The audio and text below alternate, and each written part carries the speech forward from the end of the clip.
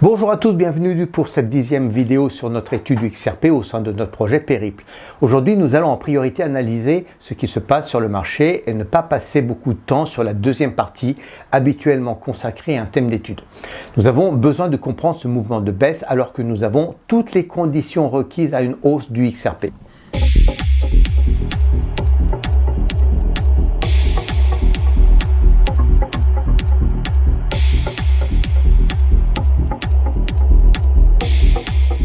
Et on se plonge tout de suite sur notre charte, comme à l'habitude, et comme je l'expliquais dans mon introduction, nous avons un paradoxe. L'environnement est propice à une hausse du XRP, et tout est mis en place pour qu'il puisse progresser tranquillement le long de son mouvement haussier. Nous avons notre couple de moyenne mobile, toujours en situation de mouvement haussier, mais la récente activité du RSI périclite.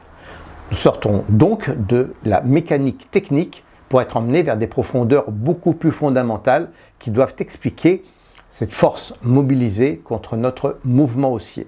La problématique est quel noyau dur organise la vente de XRP de manière coordonnée. Toutefois, ça ne peut pas être l'une des baleines du XRP. Apparemment, de leur côté, ça a été vérifié, c'est l'immobilisme absolu.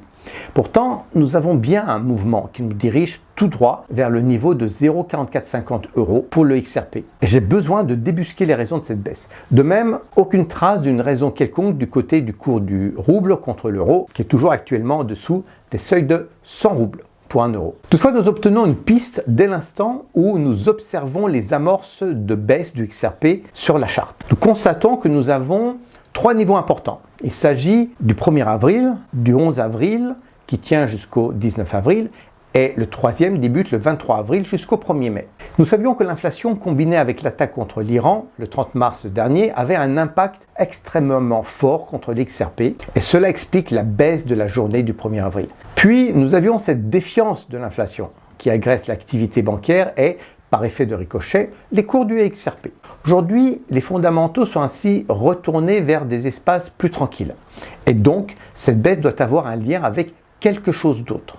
En comparant ma charte avec l'actualité, quelque chose m'avait échappé. C'est une vieille histoire que j'avais évoquée dans une vidéo précédente et qui tient à la personnalité même des crypto-monnaies, XRP ou autres. Lorsque j'avais évoqué la guerre en Ukraine, j'avais évoqué le comportement du XRP. Et la hausse du XRP en mars 2022 correspondait à l'acquisition de jetons XRP par la population ukrainienne précédant leur départ, et pour rejoindre l'Union européenne. Et la chute du prix du XRP en août 2022 correspondait à la vente de ces mêmes jetons afin d'utiliser de l'argent liquide pour faciliter l'installation dans le pays d'accueil. En fait, aujourd'hui, nous aurions un scénario très similaire. Et le 22 mars dernier, la centrale de Kharkov, la centrale électrique, la deuxième plus grande ville d'Ukraine, a été détruite. À ce moment-là, donc, le risque pour que les banques ne fonctionnent plus est majeur. Il est évident que les résidents de Kharkov ont dû réorienter leur patrimoine ailleurs que vers ces banques. Et l'achat de crypto-monnaies devient ainsi la meilleure solution dans ces circonstances pour 2 raisons. C'est d'abord la garantie que le patrimoine est disponible et hors de la périphérie du risque de disparition ou de la pénurie de devises. Mais surtout, il est la garantie que c'est de l'argent disponible dans l'hypothèse d'un départ de Kharkov. Tout comme cela a été le cas en mars 2022. Ce patrimoine ne peut pas être volé durant la fuite de la population ukrainienne. Le cours de la devise ukrainienne confirme le lien entre la hausse du XRP et les variations de la devise ukrainienne. Lors du rétablissement de l'électricité à Kharkov, 4 jours après la destruction de la centrale, le cours du XRP grimpe de 7% en une journée et le cours de la devise ukrainienne perd 1% de sa valeur, ce qui est beaucoup pour une devise en une seule séance. Mais le plus important reste à venir, et cela se produit le 4 mai. Les organisations humanitaires à Kharkov ferment toutes leurs activités faisant suite à la destruction du bureau du Conseil danois pour les réfugiés à Kharkov, 10 jours auparavant, c'est-à-dire le 24 avril, suite au bombardement russe sur le bâtiment qui abritait cette ONG humanitaire européenne. Nous avons en ce moment la première hémorragie des habitants de Kharkov utilisant du cash ou l'échange de crypto pour payer leur départ et rejoindre Kiev. Obtenir un titre de transport jusqu'à Kiev n'est aujourd'hui pas possible autrement qu'en acquérant des tickets de bus sur le marché noir. Les contacts d'Ukraine me l'ont confirmé ce matin. Cela coûte 15 €, cela coûte 300 XRP et nous avons un tiers de la population qui souhaite partir, 400 000 personnes qui vont donc quitter cette ville. Et puisque ce scénario semble être réel, selon mes contacts ukrainiens, cela va réellement affecter la valeur du XRP. Je m'attends à ce que le momentum haussier s'éteigne pour faire rapidement la place à une baisse du XRP. Certains d'entre vous me demandaient sur Discord quel peut être l'aboutissement de cette chute. Bien, la question est donc de savoir jusqu'où cela va baisser. Sans doute au moins jusqu'au seuil de 0,44 €.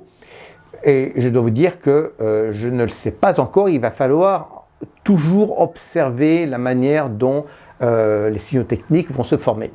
En fait, si nous retournons sur notre charte, la survente évoquée par le seuil de 20 points du RSI devrait stabiliser le cours du XRP parce qu'il y a énormément d'acheteurs sur ce niveau. En tout cas, c'est ce que nous dit le marché des options.